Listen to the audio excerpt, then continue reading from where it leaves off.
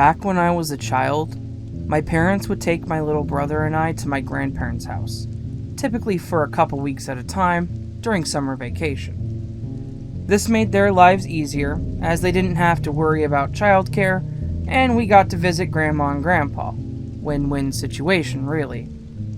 My grandma and grandpa had a decent-sized house on a large piece of land that was, essentially, in the middle of nowhere. I would say that their house was about as backwoods as you could get, and their property line went straight against what I remember as a very large forest. The layout was basically their house, the yard, and a small pond, and then a densely collected area of woods. Back when we would go outside to play, we were told to stay in the yard and not go too far into the wooded area. Pretty standard instructions for kids our age, and much like all kids our age, we would push the envelope each time. We would always go further and further into the wooded area, completely ignorant to the possible dangers that were lurking out there. One day when I was about 12, I believe, and my brother was 10, we went out to play as usual, but decided we were going to go to a spot that we'd never been through. We grabbed our basic tools, which were nothing more than a compass and a pocket knife, and we set out into the woods early in the morning, around 7:30. It was a pretty normal exit. We said we were going to go outside. My grandma said stay close to the house and not go deep into the woods. We said we wouldn't, and then immediately opted to break that promise. It went pretty normal at first. We went out into the woods and made our way behind the house and past the pond. We got to the line of trees and just kind of stood there for a moment, me trying to figure out which way I wanted to go, and my brother waiting for my lead. I decided that we would head to the left, and wanted to keep going until we could no longer see the house. At the time, this sounded like a great idea, but looking back, I realized how easily we could have gotten lost, and at a time when cell phones weren't really a thing, it could have gone really bad. So we started off into the woods, heading straight west according to the compass. We hiked for a while, finding all the normal things, mushrooms, birds, interesting rocks, and the like. After a while, we got to an area where we were sure we hadn't seen before, based entirely on a large rock that was in the middle of the clearing.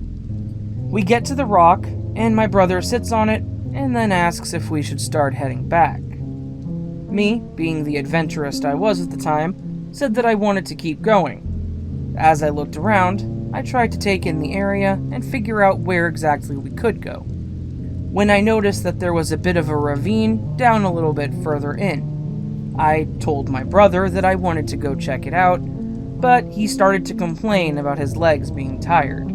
I'm pretty sure he was just scared about being in the woods and getting in trouble.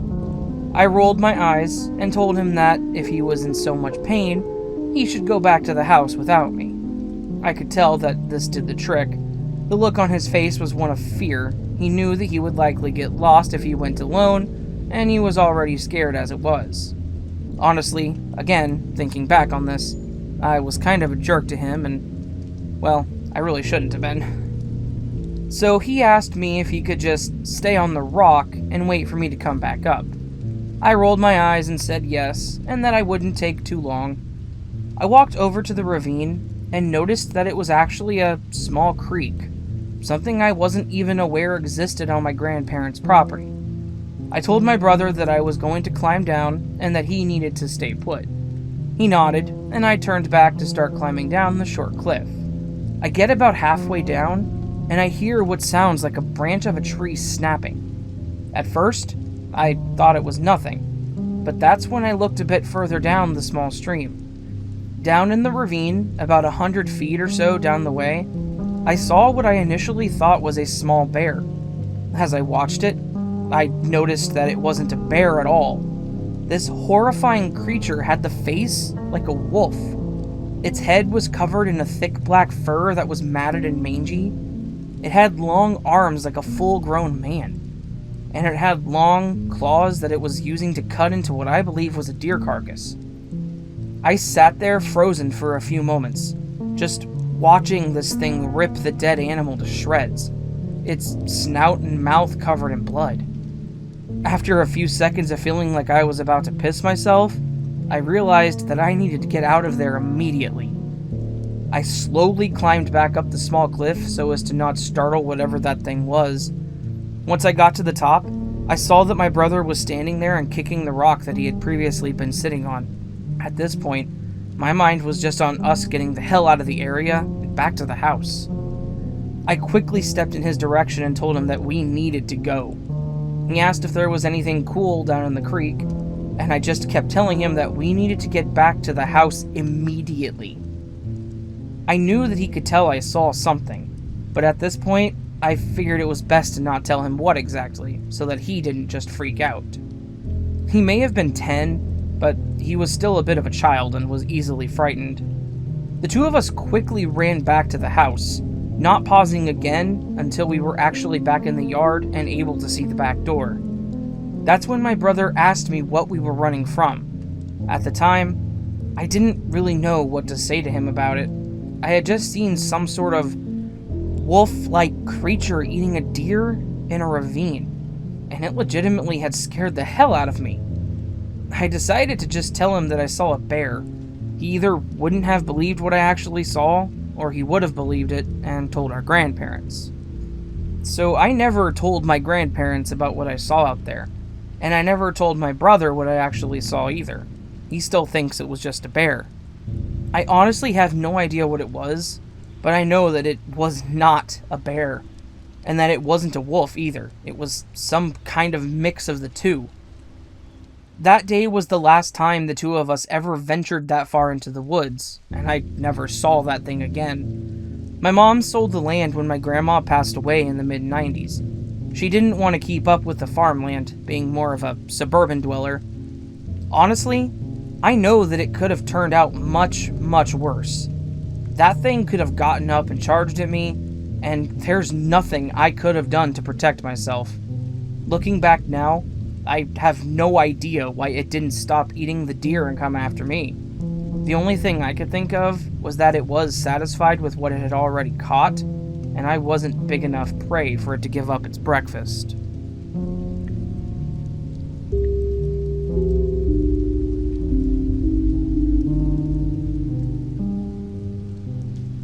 Alaska is the perfect place to go if you want to get away from the rest of the world. As America's least densely populated state, you have plenty of breathing room from any kind of authority or prying eyes that may want to know what you're up to. For this reason, my home state is very attractive to all sorts of weird and unsavory groups. I've stumbled across Scientology centers at the end of the dirt back road with nothing else for miles around. Heard stories from doomsday preppers who claim to have bunkers made out of shipping containers in the side of mountains, and met people who have come out of religious cults in the interior that wanted to keep their followers away from any contact with the outside of the world. All of this or more you can find in Alaska. I was born and raised in Anchorage, the only big city in the state. Growing up, we had about 25,000 people in the city. It takes about 30 minutes tops to drive across, so that gives you an idea for what we up north consider a big city. The only other real city in the state is Fairbanks. These two cities are connected by 360 miles of a 2-lane highway. It's a 7-hour drive, one way between them, through one of the most beautiful landscapes on the planet. Mountains rise up on either side of you, between Anchorage and Denali National Park, before you drive through the colossal canyons carved out of rock over tens of thousands of years by melting glaciers and rivers. Past Denali is another 3 hours of driving through a vast, flat interior plain, with mountains in the distance. I say all this to help you understand just how desolate it feels in Alaska, even on the highway. After you get out of Anchorage and Fairbanks, there is nothing but the wilderness as far as the eye can see, save for the occasional small town with a max population of about 1,000 people on a good day. 10 years back, it was even less. Alaskan girls are built tough. We change tires, hunt, fish, camp, and generally just have a great appreciation for the outdoors that women in the lower 48 don't really have if they're near a city. The joke is that Anchorage is the biggest rural city in the country. All this brings context to the following story. In high school, things were different, or at least they felt different.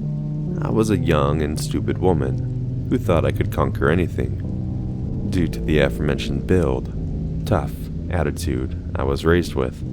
Senior year of high school, I decided to treat myself to a camping trip into the mountains, up past Talkeetna. Nothing fancy, just an overnight or two in the most beautiful state at the most beautiful time of the year, mid-June. Going up north in the peak summer year has a weird feeling to it. The sun never really sets. If you've ever seen the movie Midsummer, that's what it's like. It gets to about dusk and that's it. It's still bright and sunny throughout the whole night though. Shout out to readers in the far north of Scandinavia and Greenland. The false sense of security I had thinking that the midnight sunlight would mean safely probably nearly got me killed or worse. My second mistake was not telling anyone where I was going. I just packed up for my trip, stopped at Subway for lunch, and headed out to the great beyond. The drive was fine, a solid 2.5 hours of driving north. Along the highway, took up most of the afternoon, as I jammed out to the greatest hits from the radio, on Cool 97.3. After you get through the Myuu Valley, you get into the mountains again. Tall, spruce and evergreen trees lined the road on both sides, with the occasional empty space, where there would be some clear-cut logging. All of this gives you a sense that while you're out there in the wilderness, you're still connected to civilization in some way. This led me to my biggest mistake, not staying at the state park campground. I was in high school, with only a part-time job, and didn't want to pay the $15 overnight camping fee, and was too scared to risk the fine, so I found a spot that looked good and pulled off the road. The map I got from my dad said that there was an old mining site up near a mountain, so I decided that would be the best spot for me to head for an overnight. My logic must have been that it was badass to spend the night in a mining ghost town or something. Pulled off the road, packed up my backpack, put on some bug spray, grabbed my map and compass, and started off into the woods. Now, this hasn't been the first time I've done this. I've been on the wilderness backpacking trips on my own, with my dad throughout my childhood. I knew my orientation skills, and had taken some wilderness survival courses at camp. I wasn't just some old dumb blonde wandering off into the woods, with no idea where I was, or so I thought. A solid 45-minute hike into the hills, and I finally made it to where the old mining camp was supposed to be. There was nothing there, just an old concrete foundation, with some holes in it and nothing else. I was very disappointed, but unsurprised at the outcome. I set up camp off in the woods and set off to building a fire for dinner on the concrete slab. Here you're supposed to set up cooking a ways off from your camp, just in case bears are noisy. The last thing you'd want is a 1,300-pound grizzly bear poking his nose in your tent, wondering why you smell like Campbell's soup and s'mores. By this time it was getting late, about 10 p.m., but the sun was still high in the sky, and by that time dinner was over.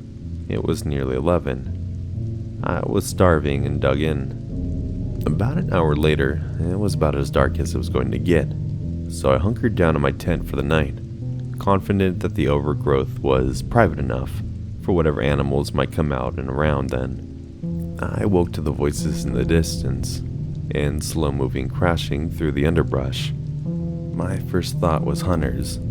My dad and I run into a few on some campouts, so it wasn't uncommon. I relaxed and figured they would just pass through without incident, and closed my eyes again. That's when they found my fire pit.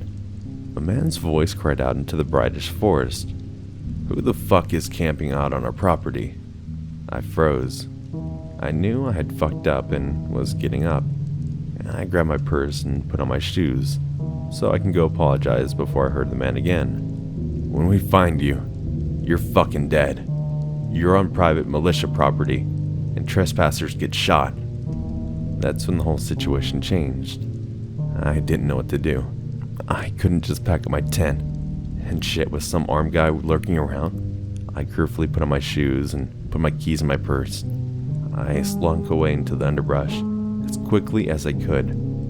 My thought was to slip away, wait until they got bored and left, then go back and pack up and leave. I spent 20 minutes hunkered behind a log in the woods, barely an earshot before I heard a second voice calling to the others. They had found my tent and were tearing it apart, going through my stuff.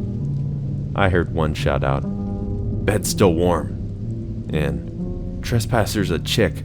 She left her underwear." The first man shout out, "Okay, fan out and find her. Bitch thinks she can trespass, and there's gonna be hell to pay." At that point, I wasn't concerned that I left my spare change or underwear in the bag, and that those creeps had found it. I needed to get out of there. Quietly, I made my way down to the mountain for a good 30-minute trip, tiptoeing and taking care not to step on twigs or make any ruckus. After the rustling and shouting of men had faded, I said fuck it, and booked it as fast as I could into the midnight sun down the hills. I tripped and fell over and scraped more times than I care to remember. Finally, I made it back to the road, but much to my horror, there was no car. I knew I had come out up and down from the road where it had been. I couldn't quite remember where it was at the time, but picked a direction and started walking. I rounded a corner of the road and saw my car, and the two men standing beside it. They were armed and dressed in surplus military gear. I hid in the bush on the side of the road and watched. A while later, several more men appeared from the trail I had taken. They dumped all my stuff next to the car, hopped back onto the ATVs and drove off. I went up to my car, careful not to be seen, and found a note on my dashboard. It read something like, "If we ever catch you on our property again, we won't hesitate to use force. Consider this a warning." I went back and started loading my stuff into my car, and noticed what they had done. They'd cut up and destroyed all of my gear, probably as punishment for trespassing. Honestly, I'm thankful they did that because I'm grateful I didn't get shot. Ever since then, I've taken great care to camp only in designated camping areas. To the weird Alaskan militiamen, I know you weren't going to kill me, but nevertheless, that's not mean.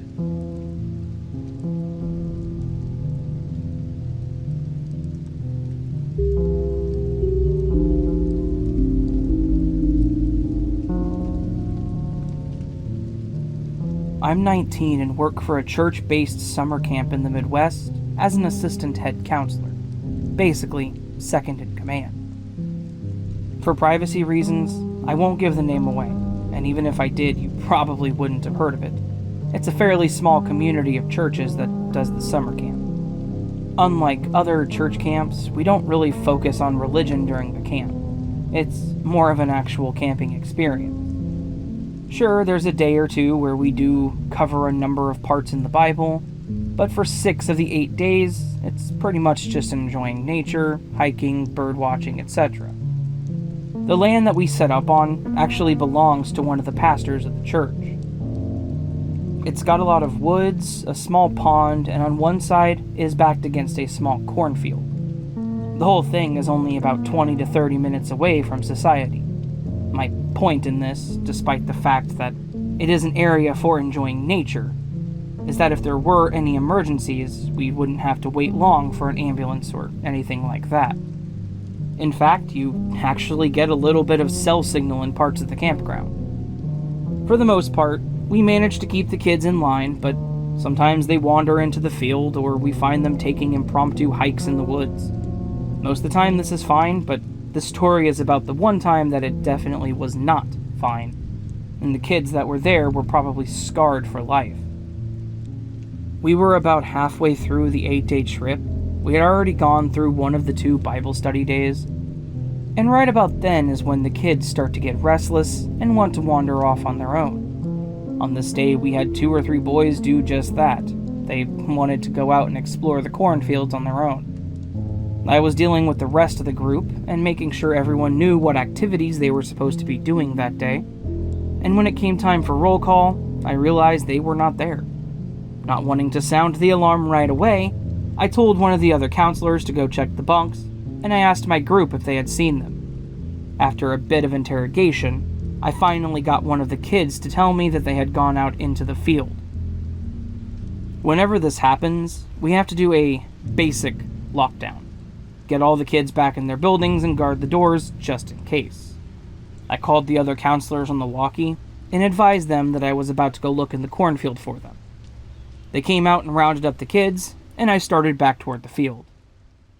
After I get there, I finally see the group of boys running back toward the camp. All of them look just completely terrified. I'm thinking that they're all panicking because they realized they're probably about to get into trouble, so I take a deep breath and calm myself. We're not really supposed to reprimand the campers. We're supposed to talk to them as if we were negotiating or talking to an adult. I raised my hand to get them to stop as they exit, and they beeline straight toward me. One of them looks like he's been crying, and the other two are screaming incoherent gibberish at me. I calmly tell them that we needed to talk and that they should have told us they were going out. When one of them finally squeezed out a single phrase that I could understand, it was the phrase, "dead body." I immediately drop my camp counselor act and ask what happened. One of the two boys that was going off finally takes a breath and he tells me, "We were out in the field and we saw a trailer, so we decided to go and see if it was locked. When we got closer, we noticed that it smelled bad, and when we opened the door, there was a dead body." Obviously, I was a bit freaked out, but also kind of skeptical of their claims. I grabbed the walkie and told the others that I had found the boys, but to keep everyone locked down for the moment. Then I told the boys to take me to the trailer. They were hesitant at first, but I told them that I needed to see it to make sure they weren't lying and that we would need to report it to the police. They led me to the cornfield and in for a few minutes, and sure enough, as they had mentioned, there was an old silver camper in the field. It was a small camper trailer, like the kind one person could comfortably sleep in, two if you didn't want any privacy.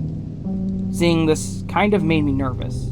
If they were telling the truth about the trailer, then I was also worried they were telling the truth about what was in it.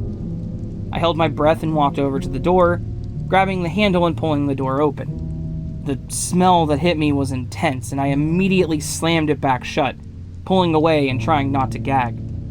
I grabbed the radio again and told the others to call the police out. One of the counselors tried to prod me for more information, but I just repeated that they needed to call the police immediately. I took the boys back to the head counselor's office. I asked them to sit outside while I explained what happened to them, and all of us waited there for the officers to arrive. When they got there, we told them what happened, and I took them out to the trailer. They verified and called in the coroner and did everything they needed to do. I went back to my boss's office and just sat there with the boys. They were all petrified of the situation, probably thinking they were in trouble and that the cops were going to think they killed the person. I explained that they were fine and they did a good thing since they told us about it, and the police would be able to figure out what happened, and that they weren't in any trouble. I don't think it helped any, though. There's not much more to the story after this. They took the body and notified the owner of the property. When all was said and done, it was found that the man in the trailer was actually a member of the church, and he had been missing for around 2 weeks. Come to find out, he had actually committed suicide in the trailer. They found a bottle of hard pain pills and a large empty bottle of Jack Daniels. How he knew about the camper is beyond me, and the owner of the land had no idea either. He said that it was just an old trailer that he left out in the field for storing tools.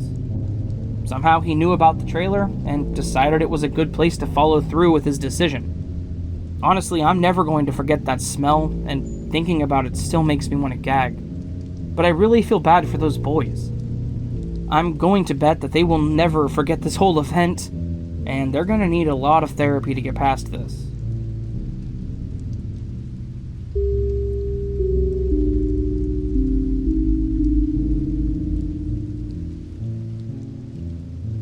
I'm in my mid-20s, and my partner just asked me what my cousin is like, since they've only met briefly.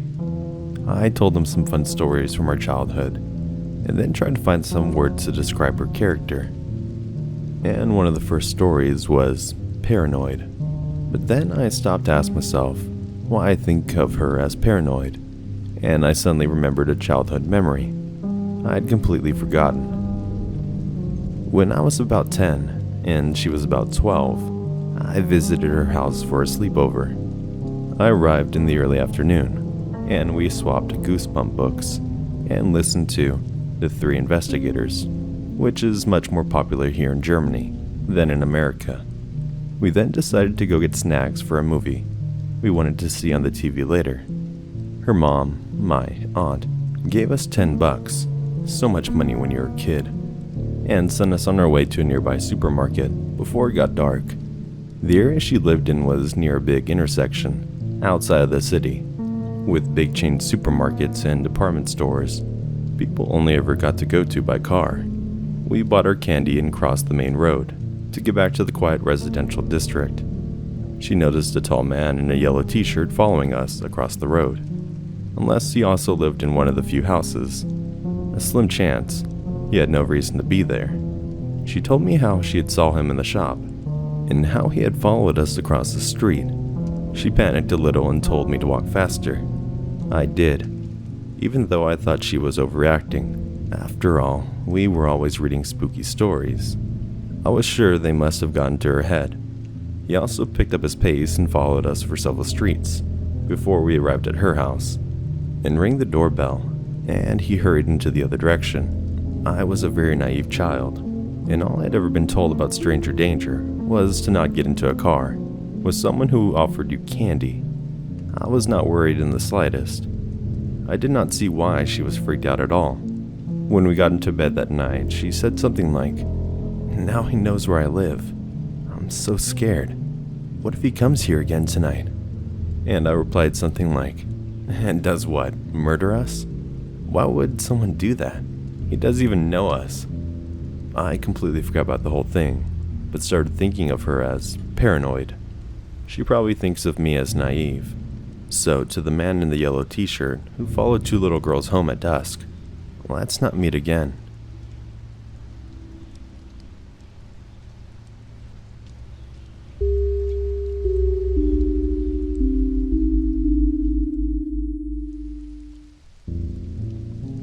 A couple of weeks ago, I had an experience with something that's been really bothering me. What's worse, my husband just does not believe me at all, and part of me hopes that it happens again so I can get a video, or so that he can be with me and I can convince him of what actually happened. Regardless, I figure I would send this your way so you could enjoy it, since everyone else just wants to call me crazy. For a little bit of backstory, we live in the middle of a newly incorporated area in the northern Midwest, and there are still a lot of woods near the house. In fact, our backyard is right against the thickest area of trees, so we get a good amount of basic wildlife like deer, and the occasional predator like coyotes through here. Normally, the best way to handle wildlife in a small city like this is to acknowledge but ignore. Acknowledge that you saw it, but don't pay too much attention. Eventually, they will just go away. It was about 7 in the morning. My husband had left for work about half an hour before, and my dog was going crazy at the back door.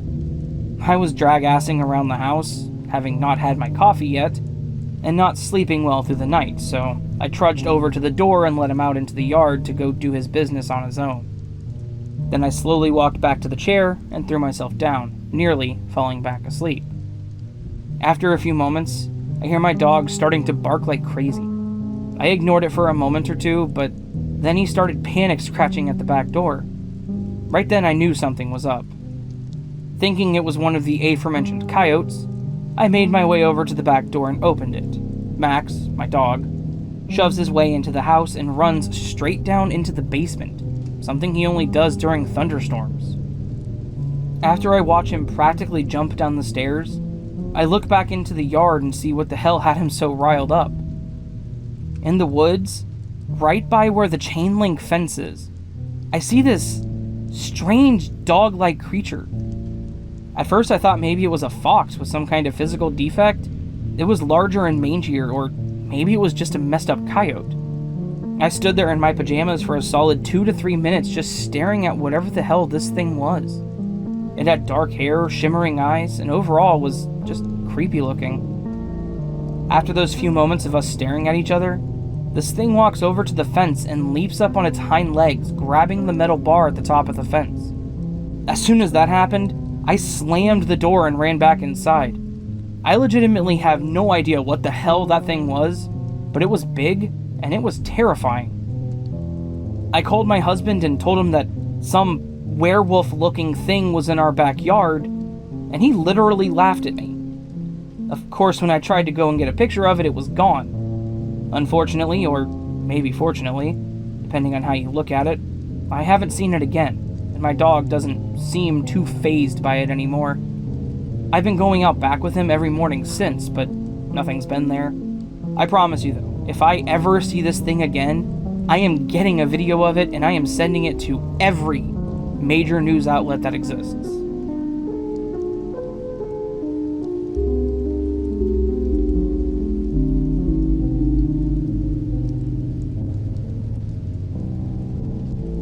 Before anything, I apologize for any mistakes, as English is not my first language.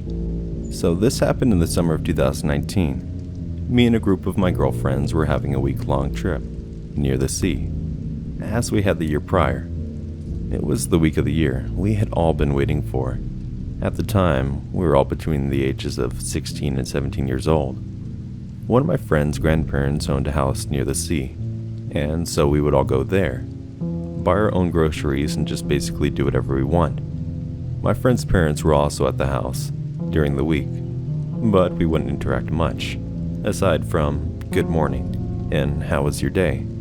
Basically, we were living on our own, making our schedule and taking care of ourselves. Since it was the second year of us coming there, we were more confident and hung out of the house a lot more, and further away. The nearest beach was 5 minutes away by bike, and that's where we mostly went the first year. But a lot nicer beach was in the city nearby, 15 minutes away. Still by bike, we used them a lot.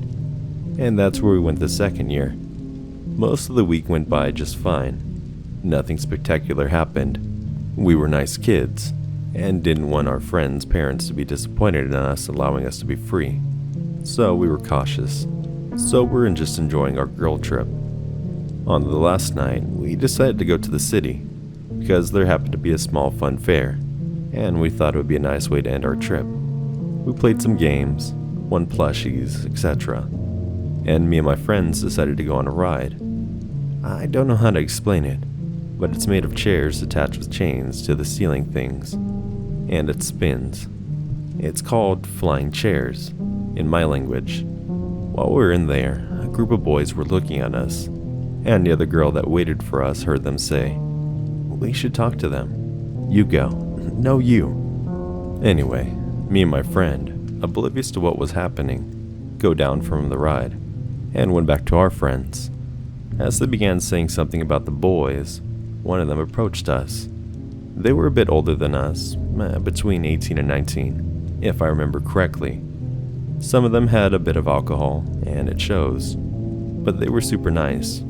Asked us a bit about us and our evening, then asked if we wanted to go on the beach nearby, hang out and have a little party or something. Of course, when you're a teenage girl, this is kind of a dream come true, like something out of a movie. We discussed it for a bit, asking ourselves if there was any danger. There probably was, but it wasn't too late, so we thought why not. We began heading for the beach, and the two groups mixed up a bit, just having friendly conversations. I was in the back with two guys, one of them relatively sober, and the other one that was really drunk, and could barely walk straight. So me and his friend were helping him stay on track. And then a tiny truck, almost like a minibus, pulls up next to us. The windows roll down, and a man, I'd say between 35 and 40, begins talking to us, and asking us if we'd seen a girl in a blue shirt and shorts, walking barefoot in the area. We answer that no, we haven't seen anyone. We were in a street and there was no one else, really at least that I can remember of. And then he said something that really sounds straight out of a horror movie. She has schizophrenia. and she's having a crisis. She ran away with a screwdriver, and we don't know what she's capable of. But when she's in that state... So, imagine us, a group of young, minor girls, currently hanging out with guys we barely met, and now learning that there's someone walking those same streets in the middle of a dangerous crisis. The guys and us stayed together, and they really looked out for us, even walking us back to our bikes after we spent some time at the beach. One of them took the guy's number, and we proceeded carefully during the rest of the evening. We didn't see the girl, and I'm grateful for that. It ended up being a nice evening. The guys were really nice, and I'm glad it didn't go wrong like it could have went. So, a girl hanging out in the streets at night with a screwdriver. I hope you're okay, but let's not meet.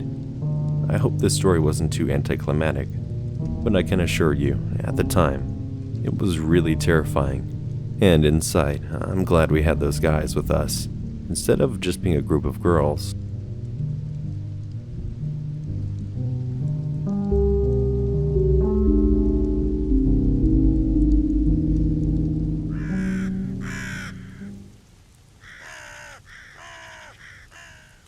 Hello, my lovely listeners. I hope you all enjoyed this collection of terrifying true tales featuring the ever wonderful Gensen. Gensen is a channel that is much larger than mine, and he's a fantastic guy. And he does probably the funniest parodies of horror channels that exist, though I don't know if many other people parody them. He does, and he does it pretty well, so... Gensen, thank you very much for being featured in this video, man. I greatly appreciate it. You're awesome. Stay awesome. Which I know isn't hard for you, so. Alrighty, my friends, if you enjoyed this video and would like more content like this, or content that's vastly different, please do consider joining the Nevermore. To join the Nevermore, all you have to do is hit that subscribe button and the bell next to it. To support the Nevermore, you can do things like follow me on Twitter, like me on Facebook, join my subreddit, or join me on Patreon or Ko-fi. All those things will support the channel in any way, shape, or form, and it is always, always appreciated. Please, consider doing at least one of those. Preferably following me on Twitter or liking me on Facebook, because those are the easiest to do and they don't cost you anything. All that said, my lovely listeners, I hope you have a great day, a fantastic week, and I just want to let you all know that I love you, each and every one of you, and Gensen loves you too, whether he says it or not. Alright everyone, have a fantastic day, and I'll see you on the next one, but until then, sleep well.